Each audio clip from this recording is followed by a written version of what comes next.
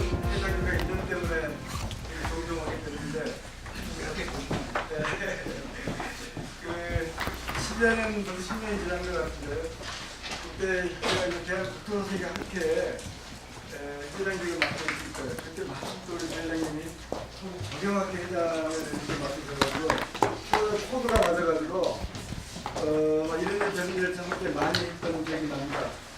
그때 조 회장님이 기회만 다면은 랜스케이프 개발이지 얘기를 늘 했었는데 뭔가 얘기가 좀 같으면서도 좀 큰 어렵으시지만 아무튼 좀 불명확했는데 오늘 강의를 듣고 나니까 랜스케이프 오버리즘이 무엇인지 아주 명확하게 그런 것 같습니다.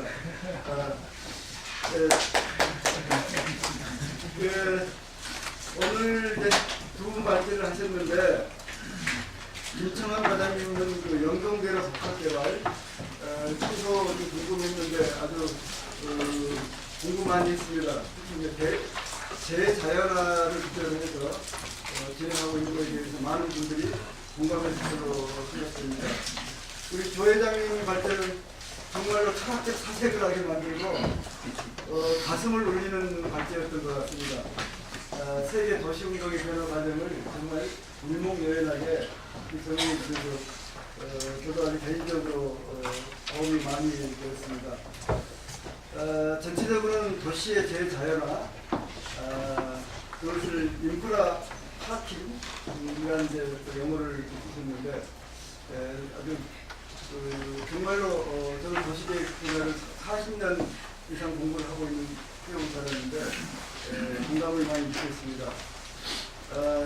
거기에다가 이제 그 자율자동차, 그게 이제 구글이 얼마 전에 상용화 이제 시작됐죠. 뭐 대한민국적으로 했지만은.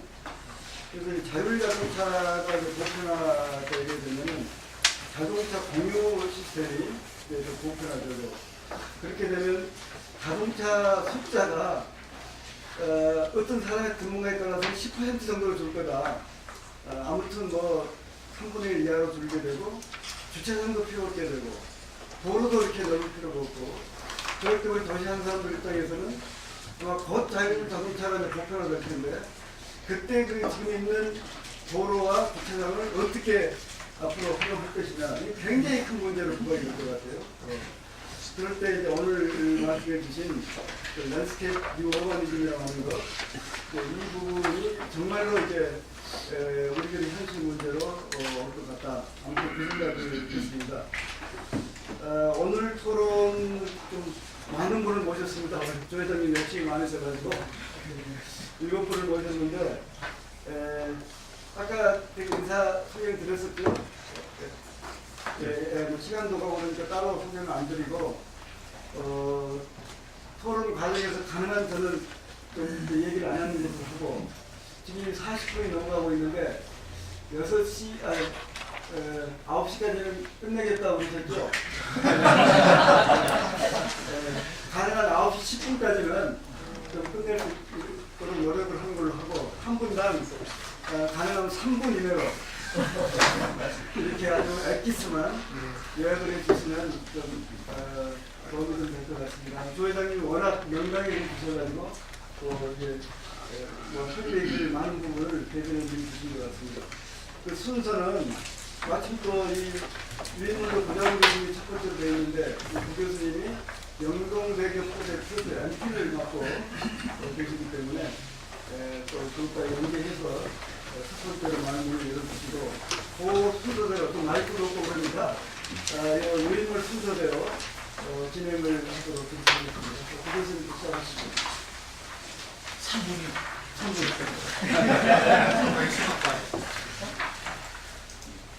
굉장히 좋은 발표 내용 잘 들었고요. 보니까 저만 도시고 대부분 조경이신 것 같아서 저는 도시 관점에서 조금 오늘 들은 말씀에 의견을 좀 드리고, 또 영동대로에 대해서 제가 도시부분 MP예요. 그래서 아직도 지금 계속 다듬어 가고 있는 단계여서 그 관련한 내용 좀 말씀드리고 이렇게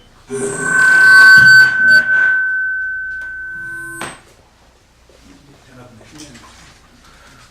일단 일단 영동대로를 발표하면서 도심 인프라 공간의 재자연화 사례라고 김청환 과장님이 제목을 뽑으셨어요. 그래서 제가 좀 다른데? 라는 관점으로 저는 봤었고요.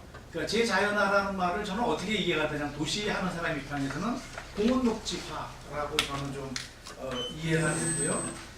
일반적인 그 재자연화 또는 공원녹지화하고 영동대로의 차이점은 일반적인 경우는 기능을 다하거나 또는 역할을 다한 것에 공원녹지 기능을 부여하는 것으로 재자연화가 됐다면 영동대로는 사실은 이미 쓰여지고 있는 부분에 새로운 기능으로 바꾸는 과정에서 공원녹지 공간이라는 부분이 부분적으로 들어온 개념이라고 볼 수가 있겠고요. 그리고 사실은 그 도심 그 영동대로 같은 경우는 재자연화가 목적이 아니었었고요. 복합환승센터 아시는 것처럼 복합환승센터, 통합복합환승센터를 만들려고 하는 부분이었고 그 과정에 광장을 조성하자는 게 목적이었고요. 그래서 그런 관점에서 진행이 됐고 복합환승센터는 아시는 것처럼 GTX A라인, C라인, KTX 라인이 제가 보기에는 앞으로 이제 경의선과 경원선이 주가 될 거거든요. 두 H 구조로 갈 거고 그 중에 이제 경원선으로 해서 블라디보스토크로 해서 저쪽 시베리아까지 연결되는 중요한 도심의 역의 역할을 할 거고 나중에는 좀 국제철도 역을 할 거다라고 생각을 하고요. 그리고 그거 이외에도 2호선, 9호선, 위례신사선, 남북편철도라는 개념을 서울시가 가지고 있습니다. 그런 부분들의 허브역이고 그 중에 이제 상부에 영동대로가 그 기존에 가지고 있었던 광장의 기능들을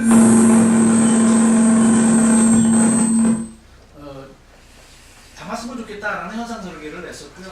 그 중에서 도미니크 페로 안이 광장으로 만드는 설계였고 나머지는 좀 시설물들이 들어가는 다른 안들은 그렇게 됐었고 거기에 이제 라이트 빔의 개념 아까 강조는 안 됐는데 삼성역에서 동원사역까지 자연의 빛, 천창 비슷한 빛을 들여서 지하 공간까지 다 자연의 빛이 내려가는 개념이 되어 있고요. 지금 상당히 많은 부분에 진전이 되어 있고요.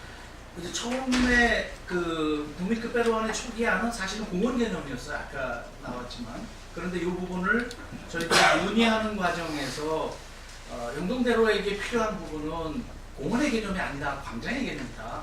그래서 서울 남부 쪽에서 필요한 광장을 만드는 것이다 라는 논의 속에 진행돼 가다가 지금은 거의 광장의 개념으로 바뀌었고요. 거기에 다만 그린랜드, 그린 카펫을 깔아서 가겠다. 그리고 아직도 확정 안 됐습니다. 이렇게 약간 경사로 올라온 부분을 당초 안에는 정원 개념을 집어넣게 하겠다가 지금은 다 광장 개념으로 바꿨어요. 그래서 저는 아니다. 그 부분은 좀 공원 기능에 가서 다양성을 확보하자. 아직도 진행되고 있는 과정이라고 제가 설명드리겠고요.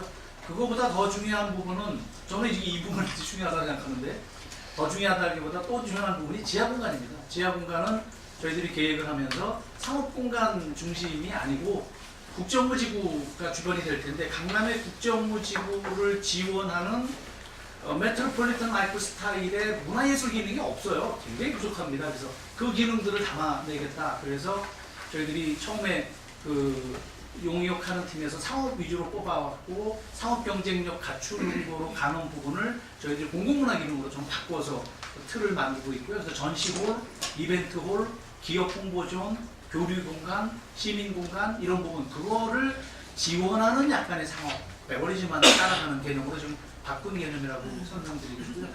조세환 교수님 말씀하신 부분은 제가 키워드만 받아 적었는데도 엄청난 키워드들이 나오더라고요. 그러니까 예를 들면 에덴의 동쪽에서부터 근대 현대 도시의 역사, 유기체 도시의 가정, 스마트 도시, 바이오 스마트 도시, 인프라 파크 하여튼 굉장히 많은 내용들이 들어 있었고. 두 과목 정도의 두 학기 정도 수업 수영해야 될 내용인데요. 이 부분에서 그냥 잠깐 제가 느낀 부분만 말씀드리면 핵심 키워드는 그 자주 썼던 키워드는 문화유전 형질에 대한 생물유전 형질의 반란이다 라고 설명하셨어요. 그걸 조금 다른 말로 하면 도시에 대한 자연의 반란이다 이렇게 설명을 하셨고요. 그 부분을 도시하는 사람 입장에서 볼 때는 어떻게 이해가 되냐면 저는 이 부분 얘기하기 전에 그 여러분들 잘 아시는 재성 교수님이 가끔 만나면 굉장히 위트 있는 말씀을 잘 하십니다. 그러면서 뭐라 그러냐면 집을 살 때 새소리 나는 집을 살래? 자동차 소리 나는 집을 살래? 그러면 사실은 자동차 소리 나는 집을 사야 된다고 합니다. 그건 무슨 얘기냐면 수요가 그쪽에 있다는 이야기죠. 다른 이야기로 하면 도시에 살래? 산속에 들어가 살래? 다 도시에 들어가 살고 싶어 하거든요. 그래서 이 부분을 저는 어떻게 해석을 했냐면 도시에 대한 자연의 반란이라는 개념보다는 똑같은 이야기인데 용어나 개념의 차이죠.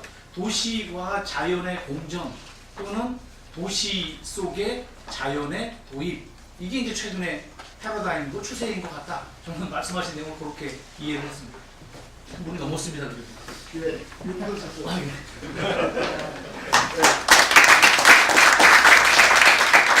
네, 좋은 말씀 주신 것 같습니다. 자, 바로 이어서 김진호 교수님께 부탁드리겠습니다. 예, 시간이 많지 않아서 최대한 빨리 말하고 있습니다. 얼마 전에 제가 학생들하고 답사를 갔었는데 경의선 그 숲길을 갔습니다. 처음으로 한번 연남동 쪽에 사람들이 좋아할 수가 없어요. 근데 거기 문제점이 하나가 뭐가 아니냐면 홍대 입구 쪽인가 그쪽에는 거기 막 술을 먹고 뭐 넓은 잔디바다 사람들이 퍼질러서 노니까 민원이 많이 들어와서 주변 사람들이 굉장히 불편해한다 그래 얘기를 하더라고요. 반대로 말하면 그곳이 굉장히 사람들이 그런 걸 원한다는 이야기죠. 그래서 이게 경의선 숲길이 만들어진 게 결국은 우리는 산업사회의 유산이잖아요. 그 숲길이라는 게. 그래서 산업사회 유산이 결국은 우리한테 이렇게 기회가 돼서 찾아왔구나. 현대도시에서 그렇게 6.6km가 넘는 구간을 선형의 도시공간을 만든다는 게 있을 수가 없죠. 근데 그런 공간들을 만들 수가 있기 때문에 거죠. 어떻게 보면 이런 산업사회 유산들이 유물들이 이제는 우리한테 이렇게 녹색의 기회로 다가오는 거라는 생각이 드는데 그 문제는 사실 철길뿐만 아니라 철길 앞으로 지금 교통, 산업사회에서 경제성, 운송, 통신, 그다음에 뭐 속도 이런 것들이 굉장히 중요한 사회 패러다임인데 이런 것들이 이제 바뀌잖아요. 이제는 뭐 자동차 굉장히 빠른 뭐 KTX나 아니면 그 교통수단도 굉장히 좋아지고 그다음에 뭐 운송도 생겨서 앞으로 운송도 굉장히 많은 분들을 걷어줄 거로 생각이 들고 이러다 보면 앞으로는 이제 점점 폐쇄되는 도로나 폐쇄되는 주차장이나 이런 것들이 이제 나오게 된다는 이야기겠죠.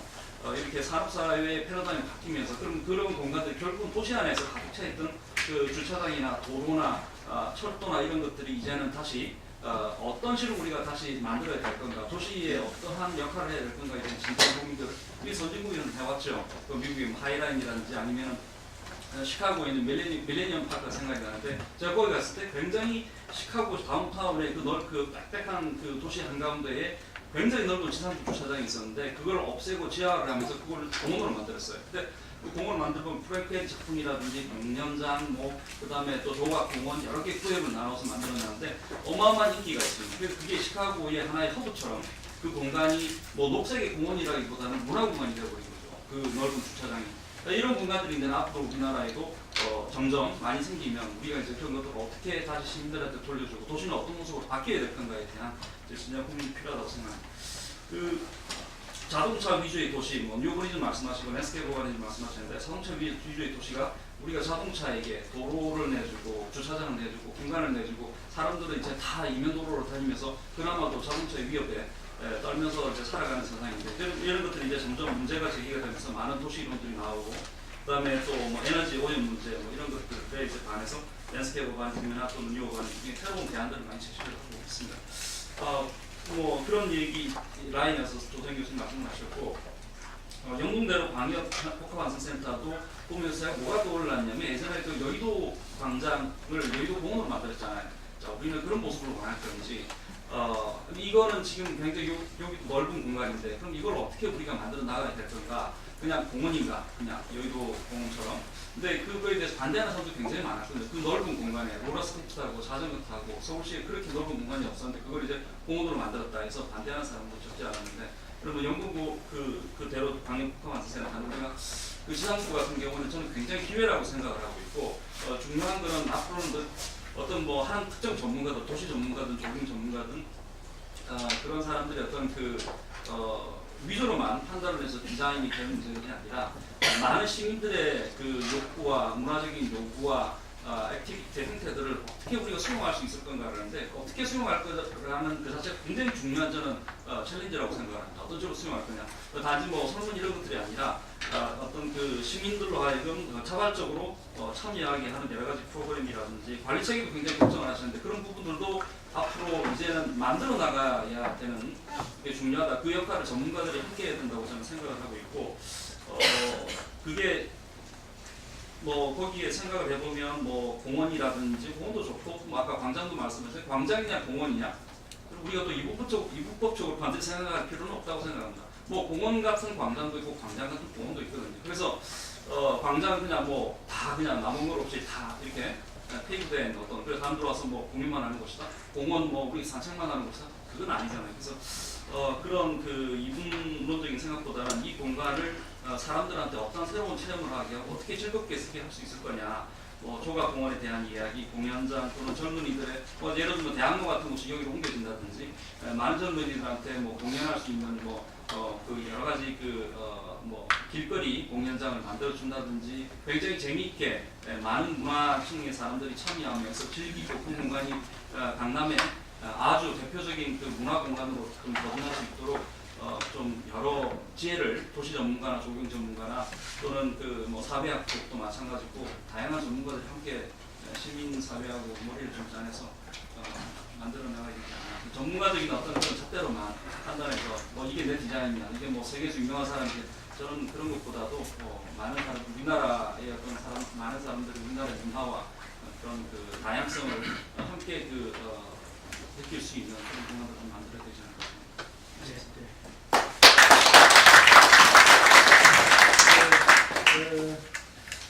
제가 참 좀 말씀드린다는 게 좀 깜빡했는데 이런 소위 도시의 재자연화라는 여러 제안을 관계자분들이 주셨는데 어떻게 실현시킬 것인지 그런 차원에서 또 이거의 장점, 좋은 점, 또 조금 보완해야 될 점, 이걸 어떻게 제도화할 것인지 뭐 이런 부분들을 두 분도 뭐 그런 차원에서 말씀해 주셨지만 남은 서로자분께서 그렇게 초점 좀 맞춰주시면 좋겠다는 게 주최 측의 생각이 같은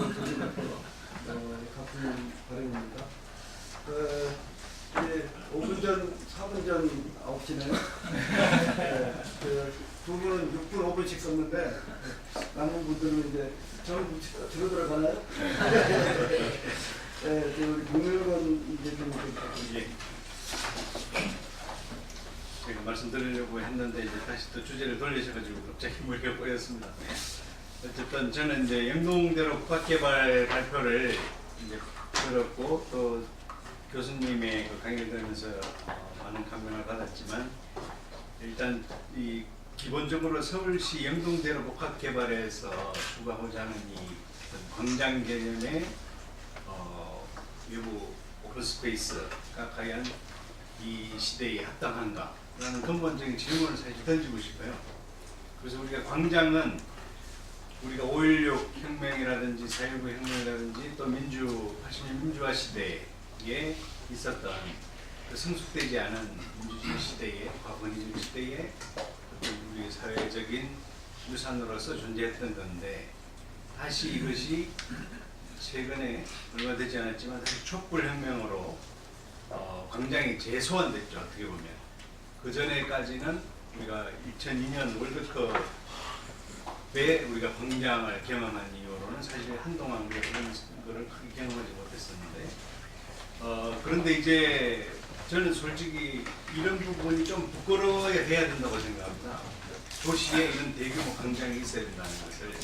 왜냐하면은 이것은 그만큼 많은 사람들의 무슨 좋은 일이 있으면 뭐 많이 와서 하는 건 좋겠지만 그런 경우라면은 우리가 이미 기존의 그 대로 영동대로 차도를 막고서라도 얼마든지 수행 가능한 일시적인 이벤트지 늘 일상적으로 이런 대규모 광장에서 일어나는 일들이 과연 필요할까? 우리가 성숙된 민주시민사회라면은 그렇다면은 보다 현대의 시민들의 걸맞는 외부 오픈스페이스라는 것은 보다 더 소위 말해서 시민사회가 성숙되는 만큼 그런 구성 자체도 성숙된 모습이어야 된다.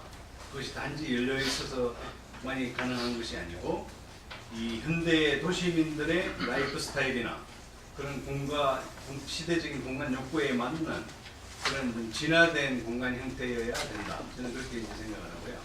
그런 부분에서 오늘 발표하신 이제 도심 인프라의 재자연화라는 이슈가 굉장히 저는 와닿는 얘기인데, 이런 걸 하기 위해서 도시 계획 부분에서 갖추지 못한 것들이 뭐가 있을까라고 제가 생각하는 바는, 첫 번째는 우선 이런 오픈 스페이스가 기후 변화 시대에 대처할 만한 어떤 회복 탄력성을 가질 수 있을 것인가.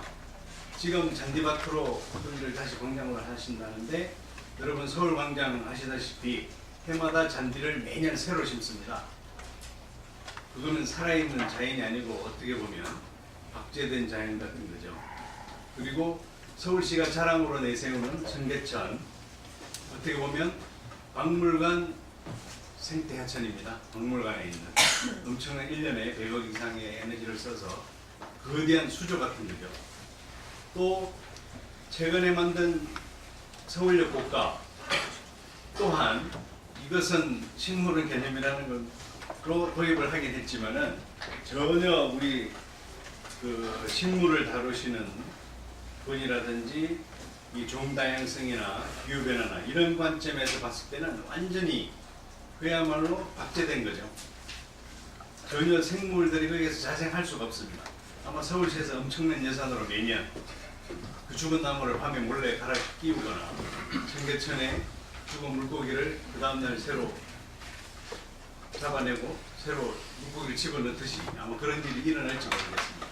그런 것처럼 제가 볼 때는 이 재자연화 관점에서 얼마나 최근에 벌어지고 있는 수많은 그 자연재해, 폭우라든지 폭염, 특히 미세먼지 이런 것들이 오픈 스페이스에서 어떻게 탄력성 가지고 그거를 대체할 수 있는지에 대한 초점이 굉장히 중요하고요. 두 번째는 생물 종다양성 문제라고 생각하는데요. 도심 내에서의 종다양성. 우리는 도심 내에 사람을 산다고 생각합니다. 그런데 최근에 보십시오. 우리가 과거에 정말 자연, 야생에서만 볼 수 있었던 궁조렁이니 온갖 오소리 이런 것들이 서울에 다 살고 있습니다. 이미. 그만큼 이제 이 동물들, 생물들도 더 이상 자연의 서식처가 보장이 되지 않기 때문에 도시에서 어떻게든 살아가야 됩니다. 그렇다면 우리가 기왕에 재자연을 할 경우에 그러한 생물 종들을 위해서 어떤 배려를 할 것인가 라는 데 관점이 있어야 되고요. 또한 이런 공간들이 단순히 모양만 자연인 게 아니고 새로운 시민 사회의 요구에 걸맞는 그런 문화적인 자연으로서 우리가 다가가야 된다. 그런 말씀을 드리고 싶고요. 특히 최근에 급변하는 4차 생명 시대에 그 자동차라든지 이런 게 말씀 많이 하신 것처럼 이제 공유의 개념이죠. 소유가 아니고. 그러면 대부분의 차도들이 이제 오픈 스페이스가 새로운 우리 도시의 과제로 등장하게 될 것이고, 그런 관점을 오늘 교수님께서 말씀하신 것처럼 과거의 회색 인프라 개념에 우선되는 그런 도시 계획이 아니라 그린 인프라가 우선되는 교수님 말씀하신 그린 SOC 개념의 그런 관점에서의 도시 재구조화가 절대적으로 필요하다. 저는 그런 말씀을 드리고 싶습니다. 네. 지금 나온 얘기 좀 비판적 시각에서 정리를 좀 해주신 것 같습니다. 또 입꼬리 주셨네요. 25분이 넘어서 제가 일어서서 가야 돼요. KTX 마차가 이것인데요. 이어서 대성일 선생님께 부탁드립니다. 안녕하십니까. 일단 유신의 대성일 아마 제 혼자 아마 그 교통계획 분야를 하는 사람이 그런 시각에 대해 한번 좀 말씀드리겠습니다.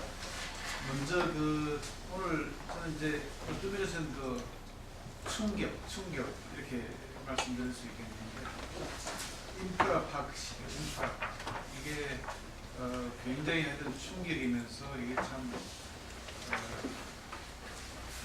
또 다른 한편에서는 좀 지금 올 것이 왔다, 시기 적절하다 이런 생각이 듭니다. 말씀드리면은 제가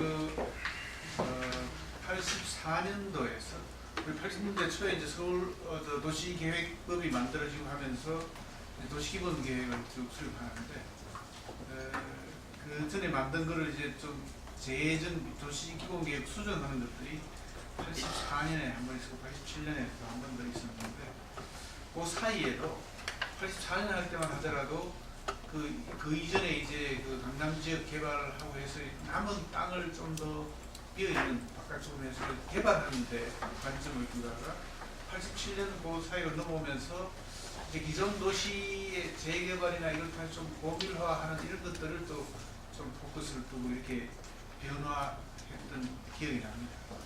그리고 그때 이제 도로 인프라 하면은 워낙 없는 것에서 이제 간선 도로망을 어떻게 이걸 구축할 거냐.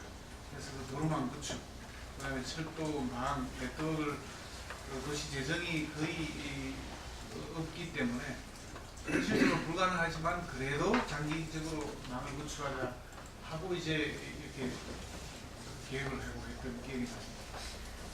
근데 그게 이제 벌써 지금 와서는 있던 도로를 뭔가 지하화하고 이렇게 자연을 가져오고 하는 이런 정도로 상당히 변화한 걸 다시 한번 이렇게 절감을 하고 아마 그 당시에는 그 경제 발전 뭐 이런 걸 위주로 이렇게 했다면 그 이후에 이제 그 기술 발전이 따르면서 이제 사이 그 전기 자동차에 도입되고 그래서 아마 이제 20년 후쯤 되면은 우리 그 기존의 내연기관 우리 기존의 자동차가 사라지고 대부분 이제 전기 자동차 이렇게 될 거라고 이제 예측하는 분들도 많이 있는데 이렇게 이제 그 자동차가 내연기관이 사라진다는 건 또 그만큼 지하화 이런 데 해서 이렇게 차를 밑으로 집어 넣을 때도 그 오염, 공기 오염 이런 문제들이 이제 없어진다는 거죠. 그래서 시기적으로도 이 기술 발전과 더불어서 상당히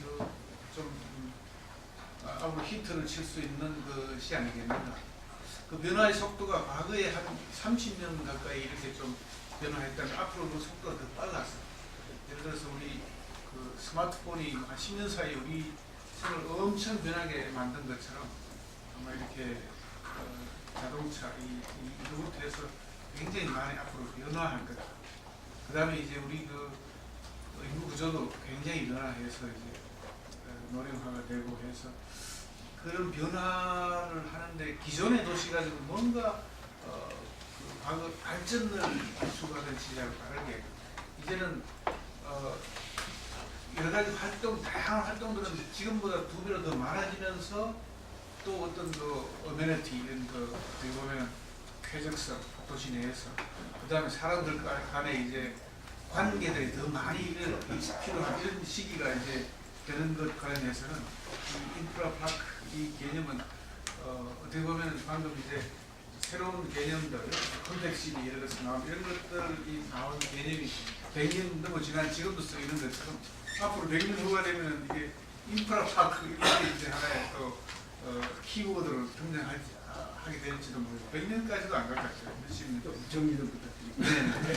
그래서 이게 상당히 참 충격이었고 그리고 또 시적절해서 이걸 좀 뭔가 제도 발전을 연결했으면 좋겠고 그래서 아마도 그 다음번에 다른 그 발표 영동대로 복합환승센터 이것이 아마도 한 20년쯤 후에는 여기 왜 여기 지금 630m 1km 범위 내에서만 이렇게 했을까? 이거 아까 바르셀로나의 그 라운드바웃 그 로타리를 치우는 것처럼 이게 하나의 나중에 보면 오히려 아까 마지막에 제시한 것처럼 좀 더 저 밑에서부터 저 위까지 옆으로도 좀 더 넓게 이렇게 해서 전체 조금 이런 것들을 마스터 플랜 하에서 좀 더 지역적으로 마스터 플랜 세워서 거기에서 단계별로 해나가는 이런 걸 못했을까 하는 것이 곧 1, 20년 후에는 나오지 않을까 하는 그런 생각도 해봅니다. 그래서 앞으로 한 10년, 20년 후에 마지막으로 인프라 파크 이 말이 새로운 어떤 패러다임 시프트의 하나의 언어가 될 것 같은 그런 느낌을 가지면서 마치겠습니다. 또 다른 최종필 회장님께 부탁드리겠습니다. 네, 최종필입니다. 반갑습니다.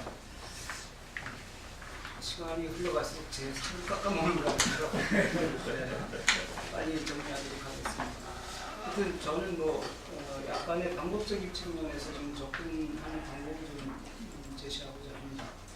이 발표를 들으면서 제일 중요하게 생각했던 게 우리가 추구하는 것들이 대부분이 다 시간의 흐름 속에서 여러 가지가 변화되고 그런 것들을 교수님 발표를 통해서 새로운 패러다임이 생겼다가 또 없어지고 또 생겼다가 없어지고 이런 것들이 시간이 옛날보다는 점점 빨라지고 그 주기가 되게 빨라지는 것들을 볼 수가 있었습니다.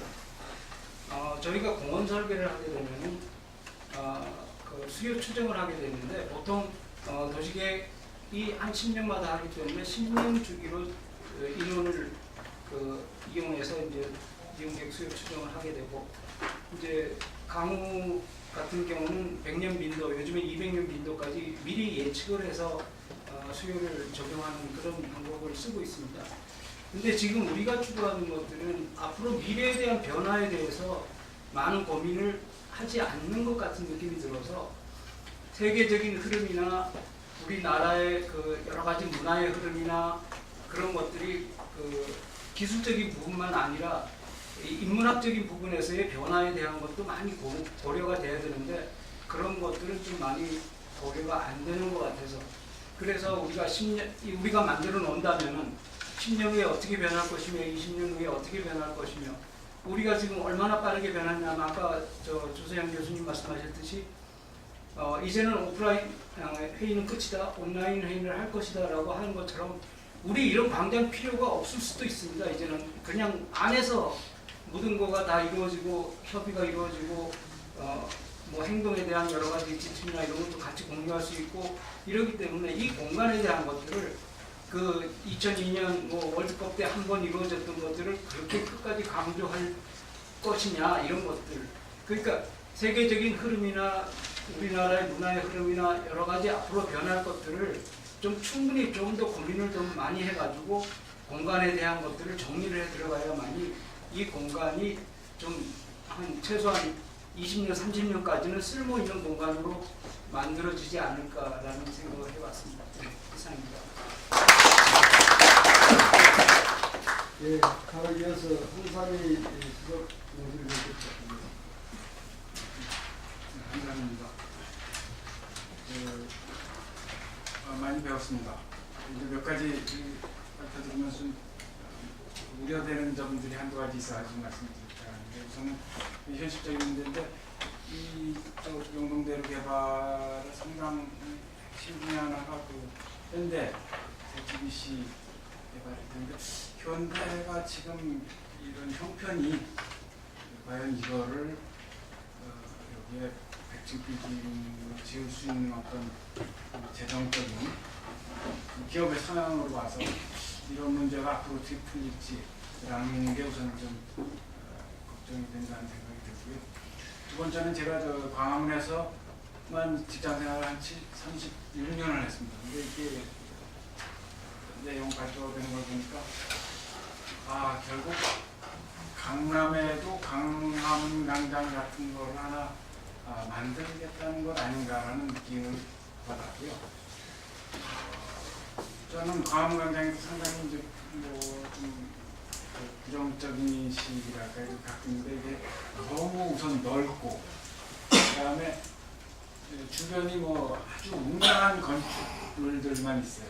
그러니까 우리가 어떤 무슨 쉽게 가까이 갈 수 있는 어떤 무슨 가게라든지 카페라든지 이런 건 전혀 없고 그다음에 너무 노출돼 있어서 이 햇빛도 막 직사광선을 받아야 되고 시야에서도 이 가림막이 없어 너무 노출돼 있어서 저희 같은 사람은 거의 가고 싶지 않습니다 별로.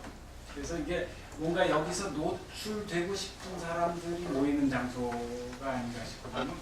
그래서 뭐 지금 강원 정도는 그런 형태로 지금 되고 있는데 저는 일반적인 시민의 수준에서 제가 바라는 건 나무도 좀 있고 그 나무 그늘도 좀 가서 쉴 수도 있고 벤치도 있고 거기서 독서도 할 수 있고 뭐 요새 버스킹이라고 하는 그런 애들 와서 뭐 공연하는 것도 볼 수 있고, 그리고 결국 이런 걸 돈을 들여서 우리가 만든다면은 그 성공의 척도가 되는 건 많은 사람들이 와서 그거를 활용하는 걸 텐데, 그러려면 거기에 어떤 그 가게랄까 카페랄까 뭐 어떤 데크랄까 이런 식으로 와서 좀 가볍게 이렇게 쉬고 앉아서 놀 수 있는 공간들이 필요할 것 같은데, 제가 보기에는 그러니까 하여튼 그런 사람 냄새가 좀 덜 나는 계획이 아닌가라는 생각이 들었고요. 조재환 교수님이 하신 발표 말씀 중에서 제가 아주 인상 깊은 게 이 도시에 더 이상 빈 땅이 없다라는 그 말씀을 하신, 이게 바로 이런 게 지금 이 문제를 해결하기 위해서 우리가 이런 일을 하는 거구나 라는 생각과 함께, 그렇다면은 도시에 빈 땅이 없는데 어떤 녹지가 필요하다면 우리가 저렇게 어마어마한 돈을 들여서 뭐 이 친구 해가지고 그 거대한 그 공원은 아닌 것 같고 이 잔디가 심겨져 있는 이런 광장 같은 걸 저렇게 만드는 방법도 있겠지만, 예를 들면 저는 이런 아이디어는 없나 싶습니다. 제가 한 1, 2년 전에 이태리닷컴을 보다가 거기서 보니까 그런 게 있더라고요. 뉴욕 맨하튼에 어떤 사람이 이제 조그만 한 필지 땅을 기부를 했는데, 그 한 필지 땅이 아마 우리로 따지면 5, 60평 정도 되는 땅이 아닌가 싶어요. 그걸 뭐 맨하튼 땅이면 굉장히 비싸겠죠. 뭐 우리 여기 강남의 땅이라면 한 수십억 되는, 근데 그걸 기부를 해서 그 한 필지 땅에다가 옆에 나무도 심고 뒤에는 물 떨어지는 어떤 것도 하고, 그 다음에 뭐 저 벤치 좀 갖다 놓고 이랬더라고요. 사람들이 굉장히 많이 몰리는 도심 한가운데 넓지 않게 딱 아주 손바닥만한 걸 포켓파크라고 하는데, 예를 들면 이렇게 거대한 거를 만들 혹시 뭐 돈이 있다면 그런 걸 한 뭐 수십 개 만든다면 그게 더 이 시민들이나 이런 입장에서 더 많은 활용도 가성비도 있지 않을까 그런 생각을 해봤습니다. 아주 임팩트 있는 토론을 해주셨습니다. 마지막 지금 토론자로 홍광표 회장님. 예. 지금 근데 저기 25분에 나가셔야 되는데 마지막에 몰리면 항상 저기 2분 내지 3분입니다. 근데 아무튼 제가 오늘 그 도시인프라 공간의 재자연화라는 그런 주제에 맞춰가지고서 얘기를 좀 드리고 싶은데, 이게 도시인프라 공간의 재자연화라는 걸 뭘 얘기하는가? 제가 단적으로 얘기하면은 이 뉴욕의 하이라인 파크하고 우리 그 서울로 7017을 비교하면은 답이 나올 거라는 생각이 들어요. 이게 뭐 이제 정원이라고 할 수도 있고 공원이라고 할 수도 있을 것 같은데, 그 두 가지의 이 대상을 놓고서 봤을 때 차이점은 간단하게 얘기를 하면, 하나는 그 종다양성이 보장이 된 장소고, 또 하나는 종다양성이 겉으로만 보장된 그런 장소인 것 같아요. 그러니까 서울로 7017을 얘기하면서 굉장히 많은 이제 품종의, 그러니까 종의 나무를 갖다 심었다 이렇게 이제 얘기를 하잖아요. 근데 실제적으로 종다양성이라는 것은 무엇이 담보가 되어야 되느냐 하면은 그 생태성이 일단 담보가 돼야 돼요. 생태성이 담보되지 않는 종다양성이라는 것은 지속 가능하지 않다는 얘기죠. 아까 그 박명건 대표가 말씀하신 대로 뭐 밤에 갔다 하시는지 모르겠지만, 아무튼 종다양성이라는 것은 생태성이 일단 담보가 되어야 된다는 얘기입니다. 또 하나 중요한 것은 뭐냐면 종 간의 어울림이 있어야 돼요. 그런데 지금 서울로 7017은 그 종들이 서로 독립적으로 존재하고 있어요. 그러니까 어울림이라는 게 없는 거죠.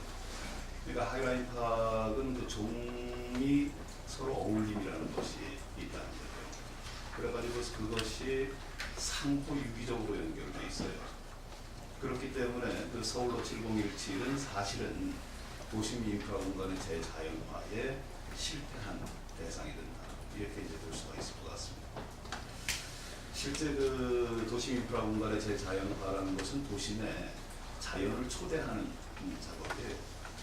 근데 이게 이제 결국은 어떻게 보게 되면 지금까지 우리는 이제 항상 그 공원이라는 것에 이제 그 주목을 해왔는데 실제적으로 지금 우리 주변에 있는 공원들이 과연 자연을 그 재생산해내는 그러니까 이제 재자연화시키는 그런 그 이 장소가 되고 있는가 그걸 한번 우리가 살펴볼 필요가 있을 것 같습니다. 며칠 전에 그 저희들이 그 숲정원이라는 그 주제를 가지고서 그 학술회의를 한번 한 적이 있어요. 그런데 실제적으로 그 도시 인프라 공간의 재자연화를 숲정원의 개념을 도입을 한다 그러면 상당히 그 도움이 될 수 있을 것이라는 생각이 듭니다. 그 정원이라는 개념이 이제는 어디까지 확장이 되고 있느냐 하면은 숲정원까지도 확장이 되고 있어요. 그러니까 이게 상당히 어떻게 보게 되면 그런 개념들을 우리가 이제 그 다시 정리를 좀 해야 될 필요는 있긴 하지만 그래도 이제 그 숲이라는 것을 정원의 개념으로 갖고 나가는 그런 개념들이 도시에서 절대적으로 필요하지 않겠는가 하는 생각입니다. 그러니까 지금 그 우리 주변에서 지금 그 존재하고 있는 공원이라는 것이 아까 제가 말씀드린 대로 종간에 어울림이 없는 그런 그야말로 어떻게 보게 되면은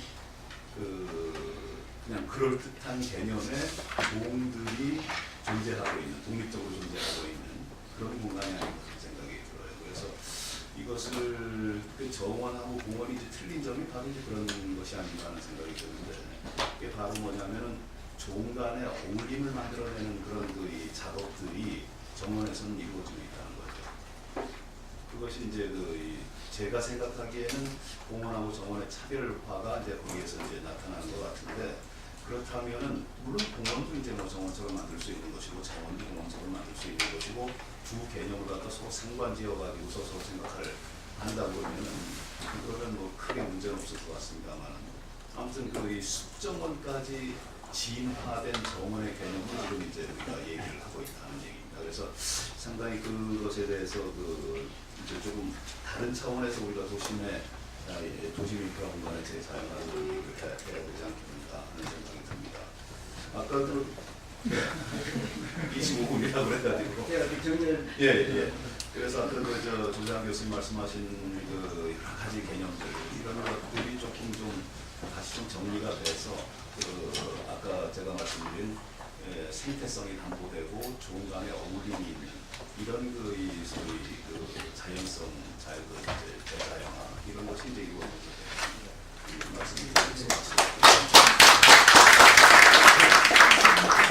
이 토론자를 모신 분들이 다 그 분야에 상당하신 분들로 다 대화들로 오셨는데 제가 너무 또 시간을 좀 박하게 해서 쫓겨서 죄송하게 생각합니다. 원래 이제 방청석에도 좀 기회를 드리고 또 발제자분들을 또 말씀 드려줘야 되고 또 주최직 또 정리를 해야 되는데 정말 제가 농담이 아니라 마지막 KTX 시간 때문에 일단 제가 정리를 하고 그리고 이제 우리 조 회장님이 또 주최측 입장에서 마무리 말씀을 좀 해주시는 걸로 그렇게 좀 양해 부탁드립니다. 오늘 여러 가지 좀 말씀 많이 나왔는데 제가 간략하게 좀 요약을 하면은 도심 인프라 재자연화라는 주제인데 이 문제를 다룰 때 지하 공간의 활용 부분까지 포함해서 조금 도시적 관점, 도시적 기능도 좀 함께 좀 고려하면서 접근할 필요가 있겠다. 그리고 도시와 자연의 조화라는 키워드로 갔으면 좋겠다는 말씀이고 두 번째는 참 시대가 지금 변하고 있는데 시대 변화 속에서 도시 공간에 대한 개념, 공간의 패러다임도 변화하는 게 현실이라면은 어떻게 이게 변화하고 거기에 어떻게 또 대처해야 될 것인가 하는 부분에 대한 우리들의 좀 고민이 필요하다는 말씀을 주셨습니다. 그래서 그와 관련해서 도시 재자연화는 그 추세에 맞는 거다. 그래서 지금보다 더 적극적으로 도시 재자연화 개념을 좀 강조할 필요가 있겠다. 그리고 이제 다른 축에서 대규모 광장이라고 하는 것이 정말로 현대인의 라이프 사이클에 맞는 것인가에 대한 성찰도 필요하다는 말씀을 드렸습니다. 그래서 이와 관련해서 또 시민들의 어떤 자발적인 참여 프로그램을 또 적극적으로 운영하는 것도 필요하겠고 또 그걸 위해서 전문가의 역할이 중요하다는 말씀드렸습니다.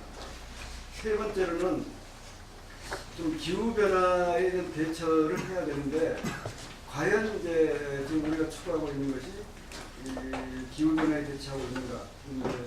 도심 내에서 생물의 종 다양성 문제가 두 번이 아주 많이 강조되고 있는데 종 다양성의 중요성 그리고 종 간의 어울림 그걸 통해서 자연의 재생산 나아가서는 리질리언스의 어떤 기능까지 고려하는 그런 접근이 필요하겠다는 말씀드렸습니다. 또 네 번째는 주로 이제 우리 대상이 강남 지역이었는데 강남의 특성상 너무 좀 이렇게 삭막하고 또 정말 노출하고 싶은 사람들만의 공간인데 앞으로 이게 자연의 도시의 재자연화가 이루어진다 그러면 너무 거대한 그런 공간보다는 작더라도 편안한 느낌이 들고 인간미 느끼는 그런 공간을 좀 만들어갈 필요가 있지 않겠나 말씀드렸습니다. 그리고 마지막으로는 이러한 문제를 접근할 때 그 미래 사회의 변화를 너무 이렇게 좀 물리적인 환경 변화나 이런 쪽에 집중하지 말고 인문학적 측면에서도 그런 변화에 대한 흐름을 같이 좀 전망하고 또 그런 차원에서 함께 좀 고민할 필요가 있겠다 이런 말씀을 주셨습니다. 아무튼 이런 부분을 포함해서 오늘 정말 그 감동적인 발표를 해주셨고 또 제가 조금 좀 성급하게 서둘러서 좀 죄송스럽긴 합니다만 그 짧은 시간 말씀 속에서도 정말로 의미 있는 그런 여러 가지 토론을 해주셨습니다. 이제 어차피 시대가 변한다고 그러면은 경제성에 대한 개념도 바뀔 수밖에 없다라는 걸 전제로 했을 때 오늘 주제인 그 인프라 파키즘이 앞으로 우리 사회에 보편된 우리 계획 분야의 하나의 패러다임으로 정착됐는데 바로 오늘 이 세미나 토크쇼가 그 출발점이 되기를 간절히 바라면서 일단 토론을 마치도록 하겠습니다. 기다리겠습니다.